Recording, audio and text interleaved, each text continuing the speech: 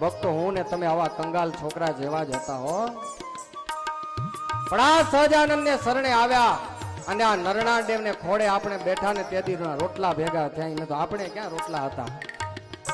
આનો આશરો પકડી રાખજો. કાલે પૂજ્ય બાપજીએ બહુ સારી વાત કરી હતી હો.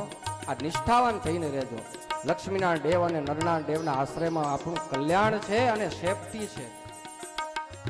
આજે આ કચ્છનો સત્સંગ આખી દુનિયા વખાણે છે એનું કારણ શું છે?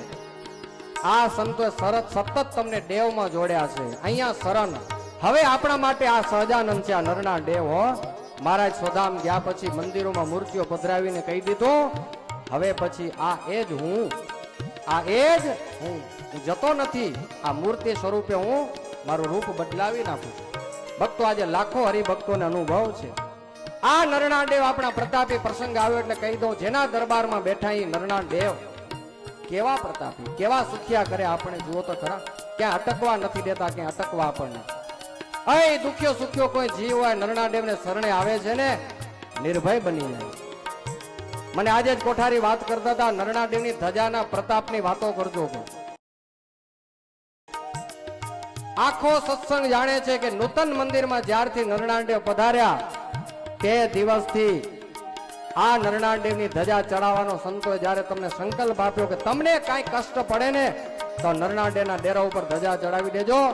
અને દર શુદ્ધ એકાદશીને આપણા નરનારાયણ દેવની શિખરો ઉપર ધજાઓ ચડે. કેટલાય હરિભક્તો દેશ પ્રદેશમાંથી આ નરનારાયણ દેવની ધજા ચડાવવા આવે. હરિભક્તોની એવી ભાવના છે કે દ્વારિકા દેશના ડેરા ઉપર જો ધજા ચડતી હોય તો અક્ષરધામનો અધિપતિ આ નરનારાયણ દેવ એના ડેરા ઉપર આપણી ધજા શું કામ ન ફરકે? અને જેટલા જેટલા હરિભક્તો આ નરનારાયણ દેવના ડેરા ઉપર ધજાઓ ફરકાવી છે ભક્તો એના દિગંતમાં ડંકા બોલે છે આ નરનારાયણ દેવનો પ્રતાપ છે, આ જબરો પ્રતાપ છે. આપણે આશરો મળી ગયો હારો. અરે ભક્તો ભગત થયા એના કરતા આવી સાચી જગ્યાએ આપણે નિષ્ઠા બંધાણી છે. આવા પ્રતાપી નરનારાયણ દેવ એના આશ્રયની વાતો. હવે આપણે મહારાજને ક્યાં ગોતવા જાશું? આ પ્રેમાનંદ સ્વામીએ જે આનંદ માણ્યો, બ્રહ્માનંદ સ્વામી જે લાભ લૂટ્યા, હવે ક્યાં લૂંટવા જાશું? તો આ નરનારાયણ દેવના દરબારમાં એ જ લાભ તમને મળશે. શું એવા ને એવા સમયા, એવા ને એવા આ સંતો, એવા ને એવા આચાર્યો, આપણે શું ખોટ છે? મહારાજે કાંઈ ખોટ રાખી નથી. અદભુત ભક્તો કીર્તનો છે. પ્રસંગને થોડોક આગળ લઈ જાઉં. 10મું પદ આપણે પૂરું કરવાનું છે. આજે અંતિમ દિવસ છે.